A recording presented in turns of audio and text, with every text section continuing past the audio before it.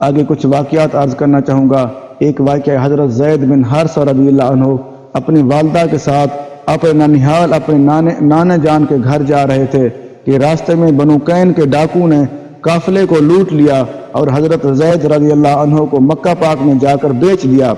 کیونکہ اس وقت رضی اللہ عنہ اس لیے کہتے ہیں کیونکہ وہ بعد میں مسلمان تھے، پہلے وہ مسلمان نہیں تھے، بیچ دیا۔ اور حکیم بن حزام نے اپنی پھوپھی حضرت خدیجہ رضی اللہ عنہا کے لیے ان کو خرید لیا۔ جب حضور اقدس صلی اللہ علیہ وسلم کے ساتھ حضرت خدیجہ رضی اللہ عنہا کا نکاح ہوا تو انہوں نے حضرت زید رضی اللہ عنہ کو حضور پاک صلی اللہ علیہ وسلم کی خدمت میں پیش کر دیا۔ حضرت زید رضی اللہ عنہ کے والدین کو بہت زیادہ صدمہ تھا، وہ بہت زیادہ پریشان تھے کہ ہمارا بچہ گم ہو گیا، ہمارا بچہ ڈاکو نے لوٹ لیا، کیونکہ ایک والدین کو ایک دکھ ہوتا ہے کہ اگر کسی نہ کسی والدین کا بچہ گم ہو جائے یا کوئی بندہ اٹھا لے گم ہو جائے، ان کی حالت ہر وقت رونے والی، زار و قطار روتے رہتے ہیں، کیونکہ ان کے والدین بھی وہی پریشان تھے، پریشانی کے عالم مبتلا تھے، اور بہت سے لوگوں سے پوچھتے کہیں آپ نے ہمارا بچہ دیکھا ہے، کہیں کسی کو مل جائے، تو وہ بڑا پریشان تھے، وہ لوگوں کے ذمہ لگاتے تھے۔ کچھ عرصے کے بعد ان کی قوم کے ایک بندہ آیا حج کرنے کے لیے،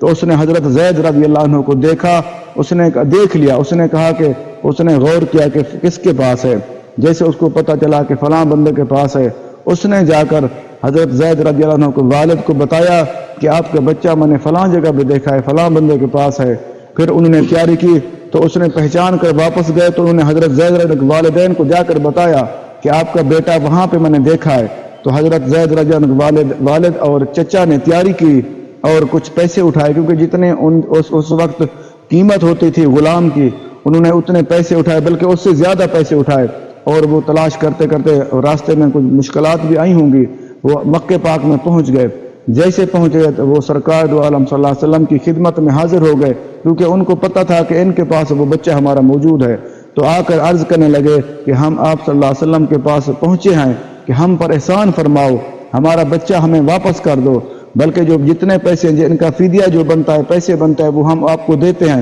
بلکہ اس سے زیادہ دیتے ہیں، آپ اس کو یہ بچہ ہمیں دے دیں۔ تو سرکار دو عالم صلی اللہ علیہ وسلم کے، کیونکہ آپ کریم ذات ہیں، آپ اعلیٰ اخلاق پر تھے، آپ فرمایا کہ اتنی سی بات ہے، آپ پریشان ہیں، آپ کے بیٹے کو ہم ابھی بلاتے ہیں۔ تو سرکار دو عالم صلی اللہ علیہ وسلم نے حضرت زید رضی اللہ عنہ کو بلایا اور بلا کر پوچھا کہ ان کو آپ جانتے ہیں؟ حضرت زید رضی اللہ عنہ عرض کی کہ جی میں جانتا ہوں، کیونکہ یہ ایک میرے والد ہیں، ایک میرے چچا ہیں۔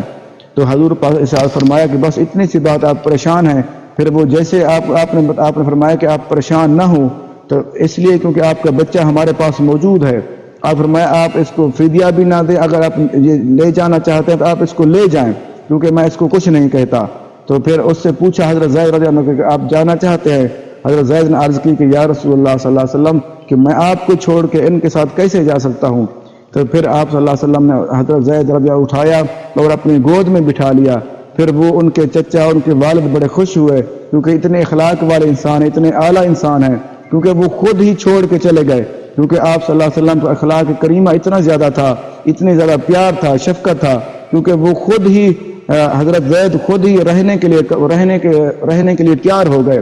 تو حضرت زید کے والد کہنے لگے کہ اے میرے بیٹے، تو غلامی کو پسند کرتا ہے، ہم تو آزاد کر لیں گے۔ اس نے کہا یہ مجھے غلامی سے زیادہ اچھی یہ غلامی مجھے آزادی سے بھی زیادہ اچھی ہے، کیونکہ اتنے اخلاق والے، اتنے پیار والے بندے ہیں۔ ہمیں اس چیز پہ غور کر لینا چاہیے، اگر ہمارے پاس کوئی بندہ آ جائے یا کسی کو ہم ملیں، جب ملنے کے بعد وہ بندہ کہتا ہے میں اس سے مل کے بڑا تنگ ہوا ہوں، کیونکہ ہمارے اخلاق اتنے زیادہ گر چکے ہیں، اگر ہم اچھے اخلاق والے بن جائیں تو جتنے لوگ ہم سے ملیں وہ خوش ہو کر جائیں گے۔ اس لیے ہم نے وہ نبی کریم صلی اللہ علیہ وسلم والا اخلاق نہیں اپنایا ہوا، اگر ہم وہ اخلاق اپنا لیں تو ہمارے سارے لوگ ہم سے یہ خوش ہوں گے۔ اس چیز پہ ہمیں غور کر لینا چاہیے۔ یہ اصحاب الفیل تمیز صحابہ کتاب میں ہے۔